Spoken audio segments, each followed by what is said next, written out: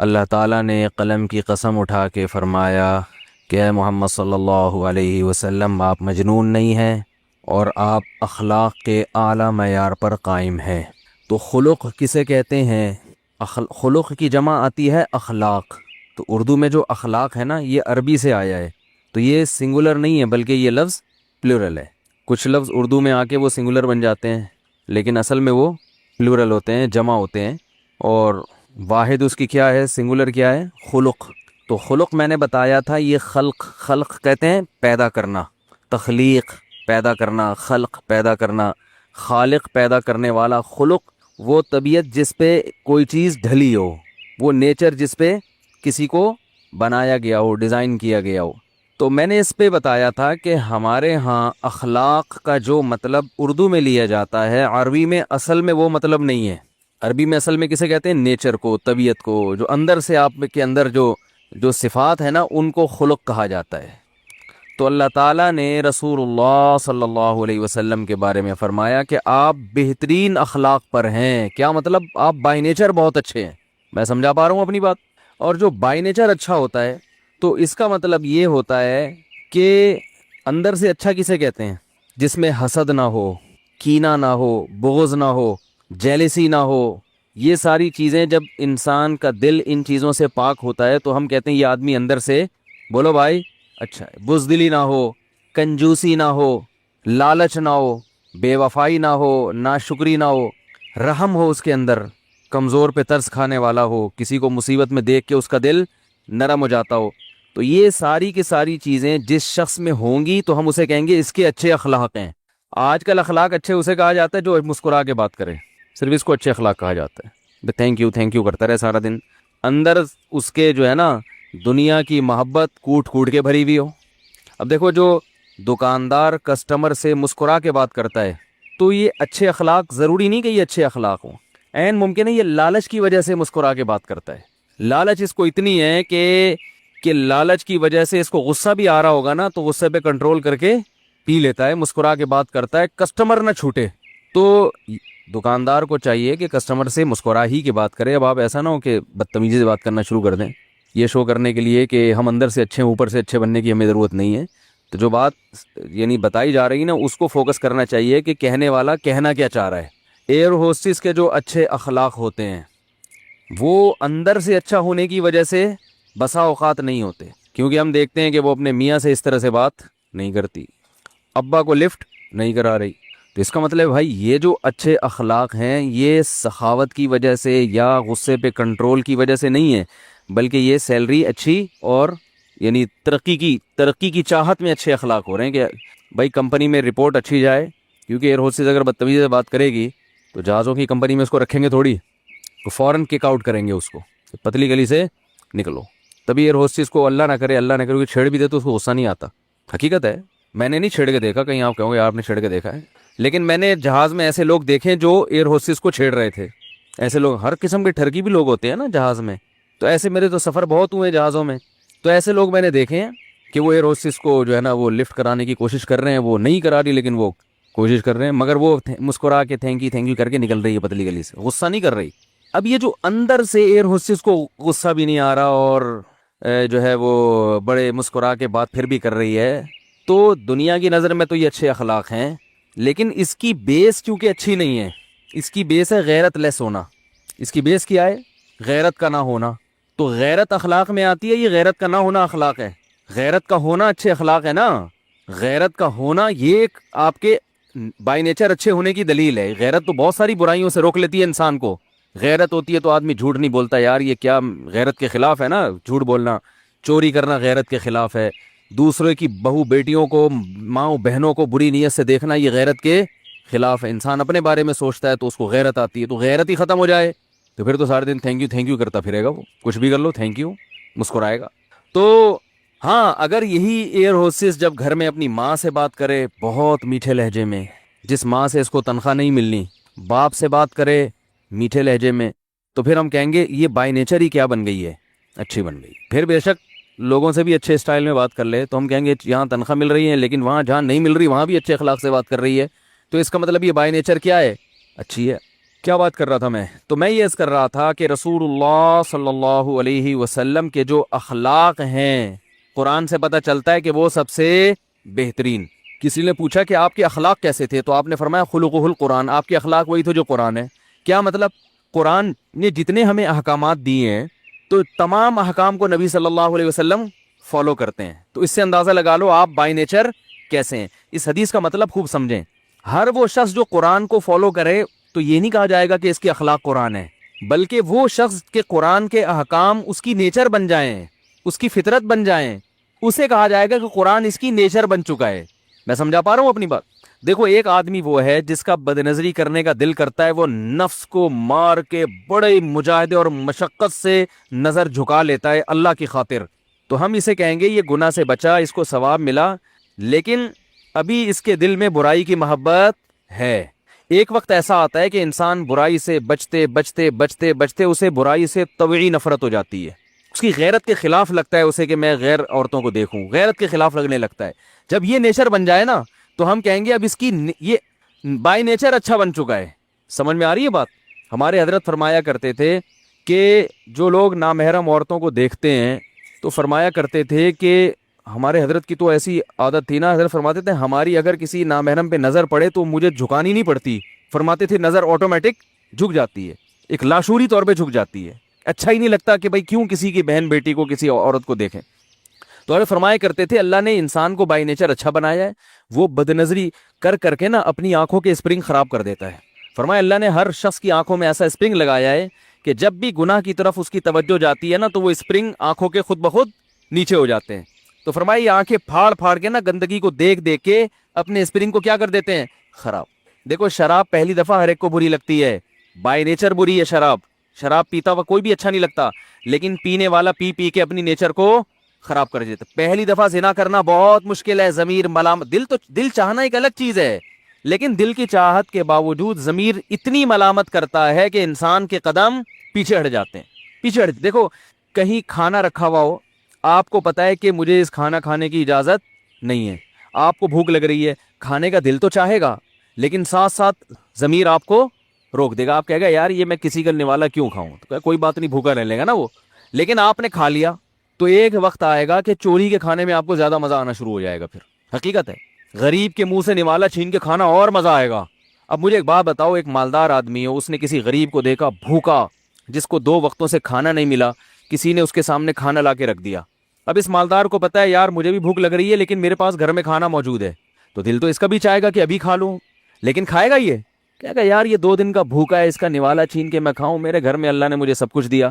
لیکن اگر یہ مالدار اپنے ضمیر کو کچل دے، غیرت سے اٹھنے والے جذبات کو کچل دے اور اس غریب سے نوالا چھین کر کھائے تو پہلی دفعہ تو بہت برا لگے گا اس کو، یار کیا کر رہا ہوں، اتنا کھاتا پیتا آدمی، مجھے تو چاہیے تھا میں اس کو کھلاتا. لیکن پھر بھی جب بار بار وہ کھائے گا تو ایک دن ایسا آئے گا کروڑ پتی ہو کے بھی غیرت ختم ہو جائے گی، بلکہ پھر اس کی اخلاق جو ہے نا یہ اچھے ہونے کے بجائے گندے ہو جائیں گے. پھر اس کو نوالا چھین کے کھانے میں جو مزہ آئے گا وہ حق حلال کی کمائی میں نہیں آئے گا. تبھی تو دیکھو نا یہ جو کرپٹ قسم کے سیاستدان ہوتے ہیں، ایک سیاستدان نے بتایا کہ اس نے 2 کروڑ زکوٰۃ کا مال کھایا ہے بینکوں سے. ارے تو اربوں روپے کا مالک ہے یار، تو کچھ اور کھا لیتا ہے بھائی، ٹیکس چوری کر لیتا یا کچھ اور اسمگلنگ کا مال کھا جاتا، وہ بھی غلط ہے کہ کھانا نہ شروع کر دیں، لیکن کم از کم زکوٰۃ جو بیچارے غریبوں کا چولہا جس سے جلتا ہے وہ کھاتے ہوئے تو انسان میں کچھ شرم آتی ہے نا. تو ہم تو ایسی باتیں سن کے پریشان ہوتے ہیں یار ان میں غیرت ختم ہو گئی. پریشان ہونے کی ضرورت نہیں ہے، انہوں نے شروع سے نوالے کھا کھا کے نا اپنے آپ کو غیرت لیس بنا دیا ہوتا ہے، لہذا ان کو مزہ اس زکوٰۃ کھانے میں جو آ رہا ہوتا ہے وہ ہدیے میں وہ مزہ نہیں آ رہا ہوتا ان کو، کہ گفٹ میں لا کے دے دے نا ان کو 1 کروڑ روپے، ان کو اتنا مزہ نہیں آئے گا. کسی کے منہ سے نوالا چھین کے کھائیں گے اتنا اس دن سکون سے سوتے ہیں یہ لوگ. تو یہ اچھے اخلاق اور برے اخلاق کو میں نے ذرا ڈیفائن کیا کہ اچھے اخلاق کیا ہوتے ہیں کہ آدمی اندر سے کیا بن جائے، اچھا بن جائے. برے اخلاق ہوتے ہیں آدمی اندر سے کیا ہو جائے، خراب اندر سے. اب آپ اپنے آپ کو نا اس پہ پرکھ کے ہر آدمی پرکھ سکتا ہے. کسی کو کھاتا ہوا دیکھ کے اگر آپ کا دل چاہتا ہے میں اس سے نوالا لے لوں تو یہ اس کی علامت ہے کیا ہے، یہ برے اخلاق. کسی کے پاس اچھی گاڑی ہے، آپ کا دل چاہتا ہے کاش یہ گاڑی میرے پاس آ جائے، تو یہ اندر سے کیا ہے، آپ بولو نا بھائی کیا ہو گیا یار. پھر چاہے آپ جتنے محبت سے بات کریں اس سے، جتنے اچھے، بھائی آپ کے تو دل میں حسد ہے یار، آپ چاہ رہے ہو کہ اس سے چھن جائے میرے پاس آ جائے. کسی کی اچھی شکل دیکھی آپ کا دل چاہتا ہے اللہ نہ کرے اس کے منہ پہ تیزاب گر جائے اور میں اس سے زیادہ اچھا لگ رہا ہوں. بعض خواتین میں یہ بیماری ہوتی ہے. تو اس کا مطلب اندر کیا ہے؟ اندر فالٹ ہے. آپ کا دل چاہتا ہے میں اپنی دولت پہ سانپ بن کے بیٹھ جاؤں, کسی کو نہ کھلاؤں, یہ کیوں آتے ہیں میرے گھر میں, مہمان کیوں آ جاتے ہیں, کم بختوں کو چائے پلانی پڑتی ہے, میری بہن کیوں بیمار ہو گئی, یار ابھی تجھے ڈینگی ہونا تھا, سارا خرچہ میں ابھی اب سعودیہ سے نیا نیا آیا ہوں, تازہ تازہ پیسے کما کے آیا ہوں, کم بخت یہ بیمار ہو گئی, اب اس پہ خرچ کرو.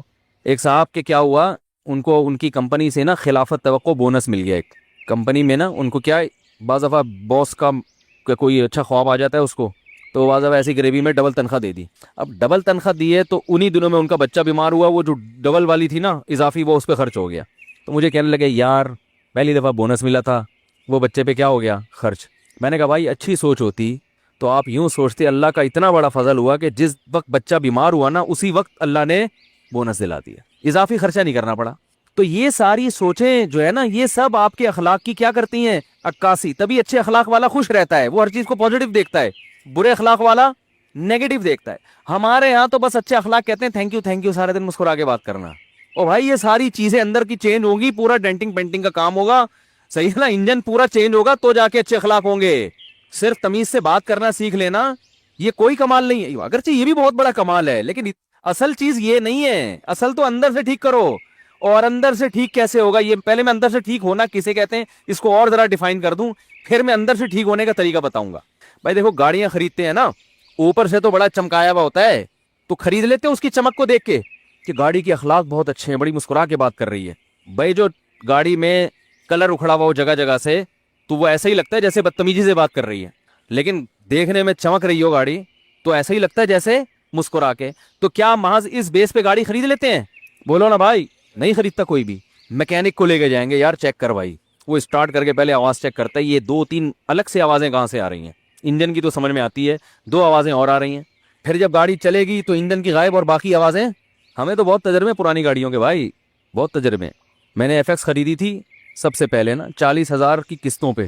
ہمارے ایک دوست کی گاڑی تھی, وہ میری بائک چوری ہو گئی. میں نے کہا یار میں پہلے ٹرائی کرتا ہوں, کہ زیادہ بہت اچھی ڈرائیونگ اس وقت مجھے آتی نہیں تھی, کئی سال پرانی بات ہے. تو میں نے کہا ٹرائی کرنے کے لیے تجربہ کس پہ کرو, ایف ایکس پہ. تو ہم نے بھی 40,000 میں وہ بھی قسطوں پہ خرید لی. ہم نے کہا چلو تجربہ اس پہ کرتے ہیں, پھر تھوڑا اچھے پہ کوشش کریں گے, اس کو بیچ کے کچھ پیسے گڑ ملا کے اور میٹھا ڈال دیا اس میں, پھر تھوڑا سا اس کو بیچ کے گڑ ملا کے. تو ایف ایکس پہ جب میں آیا تو میں جب گیا تو اس کی چھت پچکی ہوئی تھی نا, تو میں نے کہا یار یہ تو بڑا مسئلہ ہے, گاڑی کی چھتی. اس نے کہا کوئی مسئلہ نہیں ہے, یوں ہاتھ مارا سیٹ ہو گئی.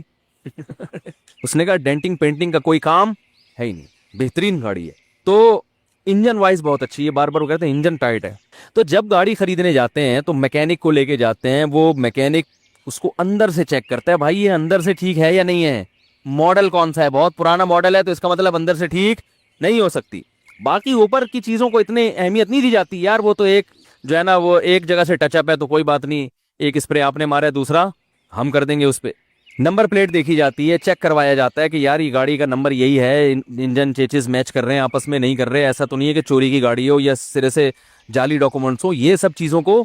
تو اسی طرح انسان کو جب قیامت کے دن جنت اور جہنم کا فیصلہ ہوگا تو اللہ فرماتے ہیں وَجَاءَ رَبَّهُ بِقَلْبٍ سلیم, جنتی وہ ہے جو سلیم دل کے ساتھ اللہ کے سامنے آئے.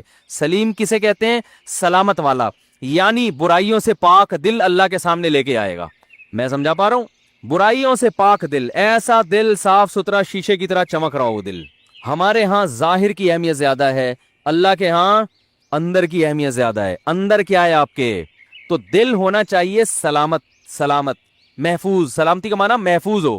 جب ہم کہتے ہیں نا السلام علیکم, آپ پر سلامتی, کیا مطلب, اللہ آپ کو آفتوں سے سلامت رکھے, محفوظ رکھے. کہ تو تم سلامت رہو تا قیامت رہو, کیا مطلب, آفتوں سے پریشانیوں سے محفوظ رہو. تو سلامت, سلیم کا مطلب ہوتا ہے آفتوں سے محفوظ. یہ نام بھی رکھا جاتا ہے اسی نیت سے کہ بھئی اللہ اس کو بلاؤں سے مصیبتوں سے کیا رکھے, محفوظ رکھے. تو وجاء ربہ بقلب سلیم, اللہ فرماتے ہیں جو اپنے رب کے پاس قیامت کے دن ایسا دل لے کر آئے گا جو برائیوں سے پاک ہوگا, تو ایسا شخص جنتی ہے. تو یہ ہے, اب برائیوں سے پاک ہونے میں کیا ہے کہ بھائی اندر حسد نہ ہو, بغض نہ ہو, ناشکری نہ ہو. جو آدمی ناشکرا ہوتا ہے وہ بھی برے اخلاق والا ہوتا ہے. جو ناشکرا ہوتا ہے وہ کیا ہوتا ہے, برے اخلاق. اب بتاؤ احسان سب سے زیادہ کس کا ہے, والدین کا ہوتا ہے نا, اساتذہ کا, والدین کا احسان ہوتا ہے.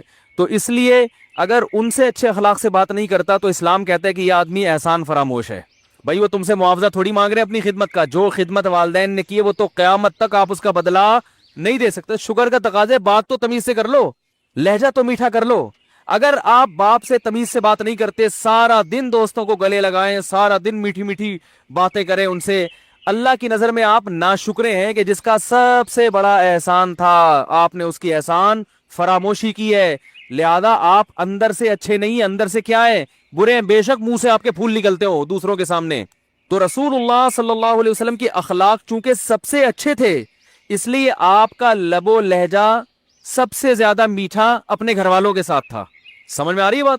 امی دیکھو, بیوی اپنے شوہر کی تعریفیں اتنے آرام سے نہیں کرتی. کتنا اچھا آدمی ہو, بیگم یہی کہے گی ٹیڑھا میڑا آدمی ہے یہ, عموماً سوائے ان عورتوں کے جو میرا بیان سن رہی ہیں.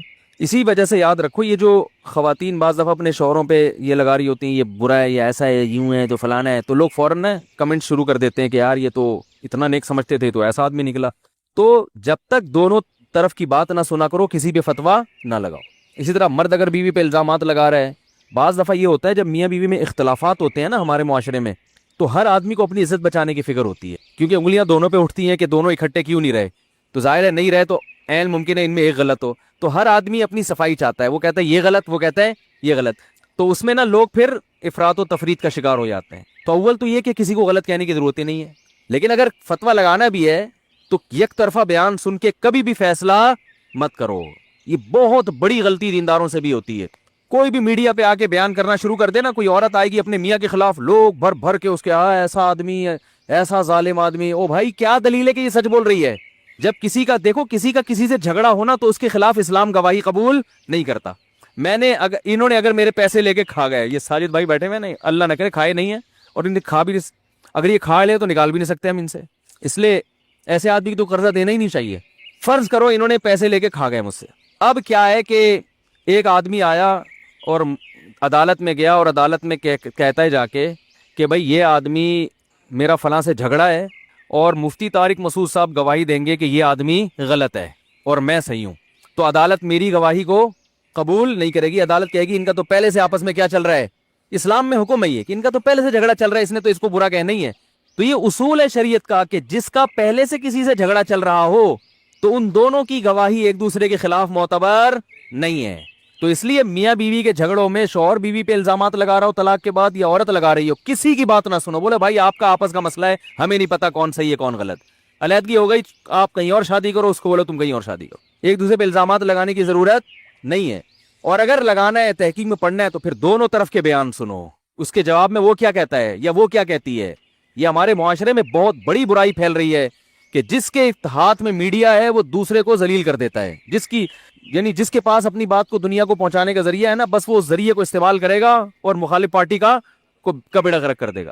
تو خیر, تو اب دیکھو کہ عام طور پر میاں بیوی میں جھگڑا چل رہا ہو نا, خاص طور پہ تو تعریفیں نہیں کرتے. اور لیکن نبی صلی اللہ علیہ وسلم کی جو ازواج ہیں, انہوں نے ہمیشہ محمد صلی اللہ علیہ وسلم کی تعریف کی ہے, ہمیشہ. حضرت عائشہ سے پوچھا کہ رسول اللہ صلی اللہ علیہ وسلم کے اخلاق کیا تھے؟ آپ نے فرمایا قرآن آپ کے اخلاق تھے, جو قرآن میں اللہ نے حکم دیا وہ آپ کیا کرتے تھے.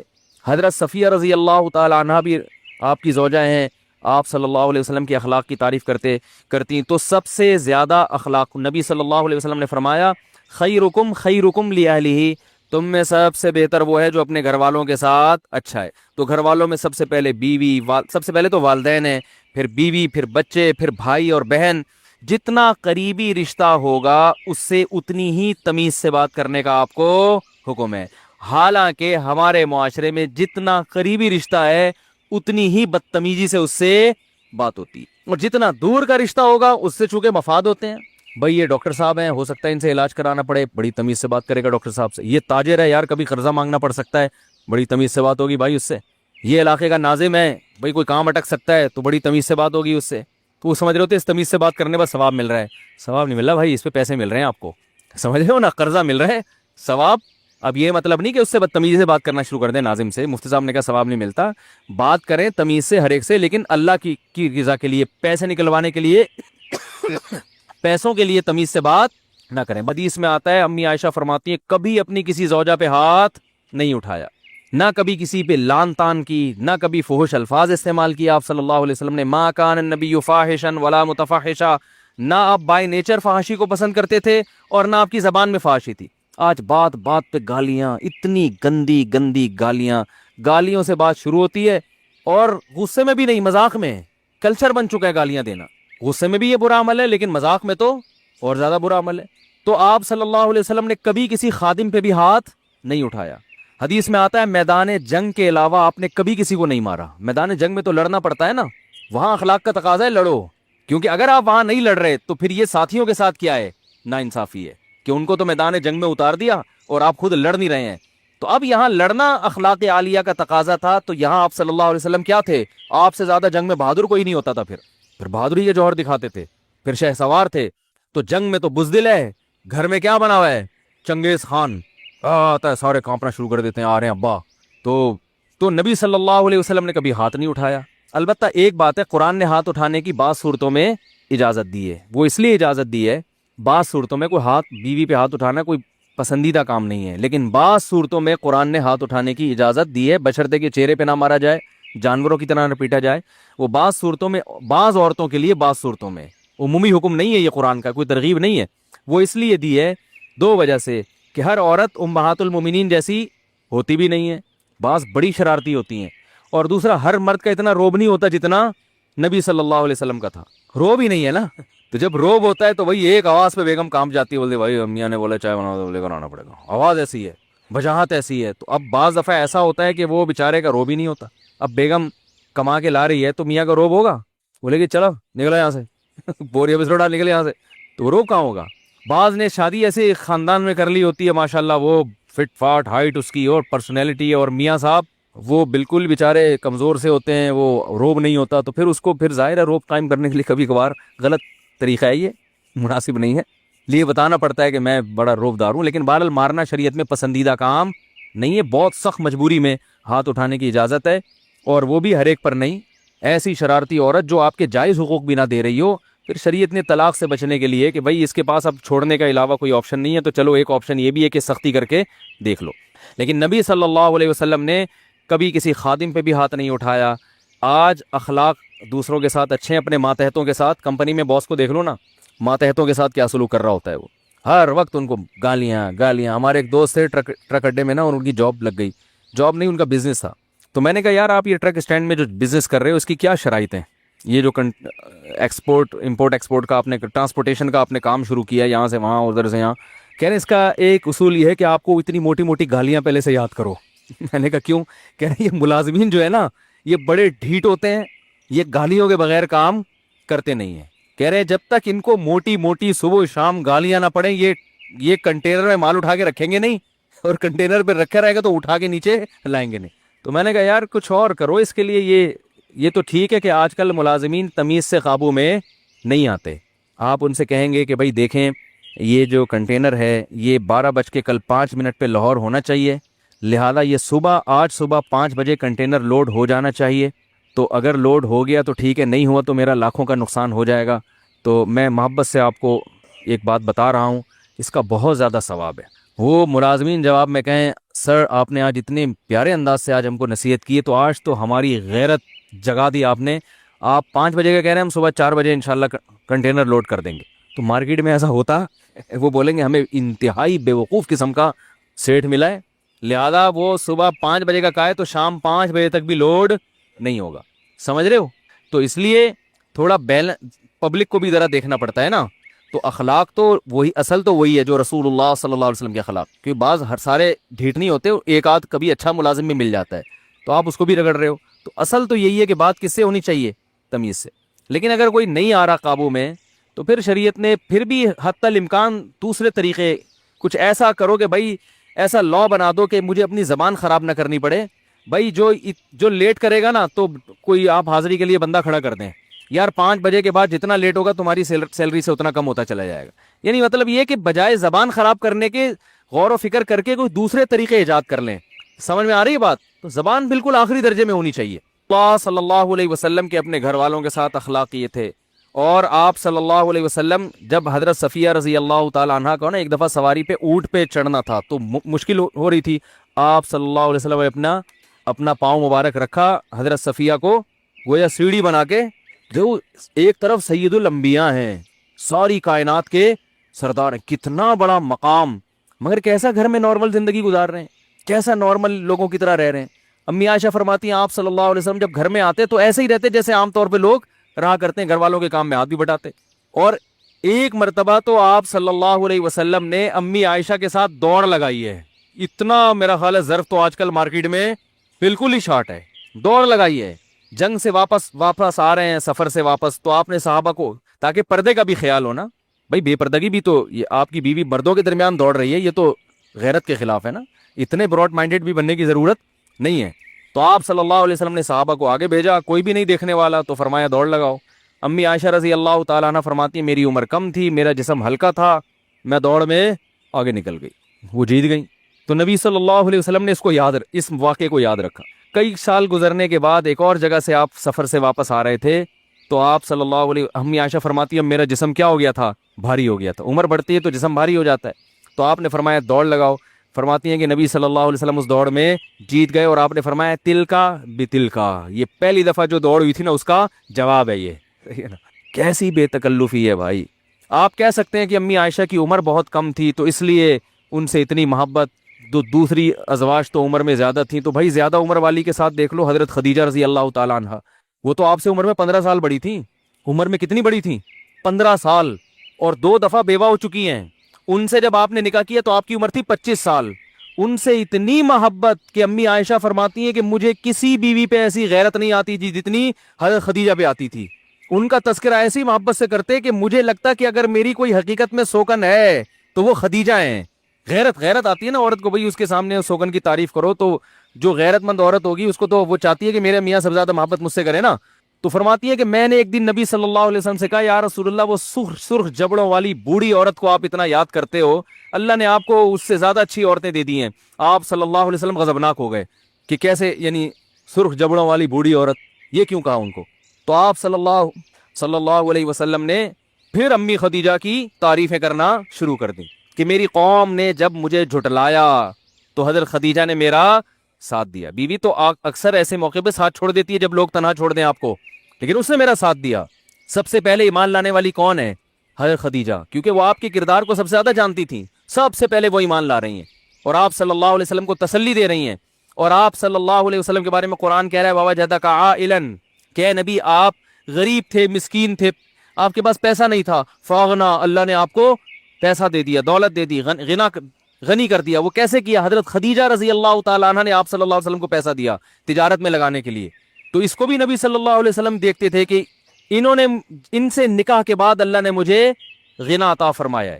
تو حضرت خدیجہ کے انتقال کے بعد آپ صلی اللہ علیہ وسلم جب یعنی کوئی اچھا کھانا بنتا، اول تو بنتا ہی نہیں تھا، کبھی کبھار بنتا تو آپ صلی اللہ علیہ وسلم حضرت خدیجہ کی سہیلیوں کے پاس بھی وہ بھیجا کرتے تھے۔ تو کتنی بڑی بات ہے، کیسے اچھے اخلاق ہیں۔ آج یہ ان لوگوں میں ہیں جن کو آپ کہتے ہیں کہ بڑے اچھے اخلاق، بڑی تمیز سے، بھائی وہ سب ادھر ادھر کی تمیز ہے اندر کا معاملہ کیا ہے؟ شارٹ تمیز کے علاوہ سب کچھ ملے گا۔ میرا بھی یہ بیان بعض خواتین سنتی ہیں، کہتی ہیں کتنے اچھے اخلاق ہوں گے مفتی صاحب کے، ایسے پیارے بھی گھر میں کتنے اچھے اخلاق سے رہتے ہوں گے۔ بھائی ہم سب سیکھنے کے لیے باتیں کر رہے ہیں، تو زیادہ اچھا گمان رکھنے کی ضرورت نہیں ہے بعض خواتین نا بیان سن کے کمنٹس کرتی ہیں یہ جب بیویوں کے ساتھ اتنے خوبصورت اخلاق پہ بیان کر رہے ہیں تو اپنی بیویوں کے ساتھ ان کا کیسا اچھا، ہائے ہائے ہائے، جنتی عورتیں ہیں جن کی ان سے شادی ہوئی۔ تو زیادہ اچھا گمان رکھنے کی ضرورت نہیں ہے۔ ہم بھی یہی روٹیاں کھا کے، پراٹھے کھا کے بڑے ہوئے ہیں جو آپ کھاتے ہو، سمجھ رہے ہو نا؟ ہم بھی باتیں کر رہے ہیں، کوشش کرتے ہیں اللہ ہم سب کو عمل کی توفیق دے، تو کوشش تو کرنی چاہیے نا۔ میں تو یہ بعض اچھے اخلاق پہ بیان کر کے جاتا ہوں، گھر میں پھڈا ہوا ہوتا ہے میرا، میں خود اچھل رہا ہوتا ہوں 2-2 فٹ۔ ایک دفعہ تو میرے ساتھ ایسا ہوا، جمعے کو پورا بیان اخلاق پہ ہوا، گھر گیا ہوں تو پتہ نہیں کیا کچھ مسئلہ، ہر گھر میں ہوتا ہے، یہ تو نارمل ہے نا، ہر گھر میں ہوتا ہے، جس کے گھر زیادہ ہوں اس کے یہاں تو زیادہ ہوتا ہے۔ تو اب گھر جا کے پتہ نہیں کچھ الٹی سیدھی بات ہو گئی، مجھے غصہ آ گیا، میں نے پھر مجھے بعد میں ہنسی آئی، میں نے کہا ابھی بیان کیا کر کے آیا ہوں اسٹائل دیکھو کیا ہے۔ تو اصولی طور پر تو مجھے خیال ہے اس کو بولے بھائی بیان ہٹا دے یوٹیوب سے، سسرال والے سنیں گے بولیں گے یار ادھر کیا کر رہے تھے، ادھر آگے چل رہا ہے۔ تو کیسے اچھے اخلاق آپ صلی اللہ علیہ وسلم کے. اس کے بعد آپ کے سب سے اچھے اخلاق تھے خادموں کے ساتھ, ماتحتوں کے ساتھ. ماتحتوں کے ساتھ اچھے اخلاق سے باس کے ساتھ اچھے اخلاق سے ہر آدمی پیش آتا ہے, کیونکہ باس سے تمیز سے بات کرو گے تو مکھن تو مارکیٹ میں مہنگا ہوگا, کیونکہ مکھن جتنا زیادہ لگاؤ گے مہنگا ہو جائے گا نا, شارٹ ہو جائے گا مارکیٹ سے. تو مکھن تو مہنگا ہوگا لیکن آپ بھی مہنگے ہو جاؤ گے, آپ کی بھی ترقی ہوگی, آپ کے درجات بلند ہوں گے دنیا میں, آپ کی تنخواہ اچھی ہو جائے گی. تو اسی وجہ سے باس سے ہر آدمی تمیز سے بات کرتا ہے, ملازم سے تمیز سے بات کرنے والے مارکیٹ میں شارٹ, کہ بھائی آپ جہاں بیٹھے ہو تو ملازم کو بھی اپنے ساتھ بیٹھ کے کھانا کھلا لیا. یہ چیز نہیں ہوتی, بھائی تم کون ہو, تم ادھر بیٹھ کے کھاؤ, میں ادھر بیٹھ کے کھاؤں گا, تھوڑا سا دور رہو. یہ فرق کیا جاتا ہے. آپ صلی اللہ علیہ وسلم خادموں کے ساتھ بیٹھا کرتے تھے. حدیث میں آتا ہے کہ بعض دفعہ کوئی بوڑھی بیوہ عورت آپ کا ہاتھ پکڑ کے آپ کو لے جاتی تھی اپنے کام کے لیے, کہ بھئی یہ میرا کام نمٹا, آپ اس کے ساتھ چلے جایا کرتے تھے. تو ہاتھ پکڑنے کا مطلب اپنے ساتھ لے جاتی تھی. تو ایسا بھی آپ صلی اللہ علیہ وسلم کیا کرتے تھے. تو ایک نارمل جیسے ایک انسان ہوا کرتے ہیں, لیکن آپ صلی اللہ علیہ وسلم کی محفل میں آپ کا ادب بہت زیادہ تھا. صحابہ جب آپ کی محفل میں بیٹھتے تھے تو ایسے جیسے ان کے سروں پہ چڑیا کوئی پرندہ بیٹھا ہوا کے, ہلتے نہیں تھے, ایسے ادب سے. تو اتنی تواضع کے ساتھ زندگی گزارنے والے کو اللہ نے روب بھی ایسا عطا فرمایا تھا.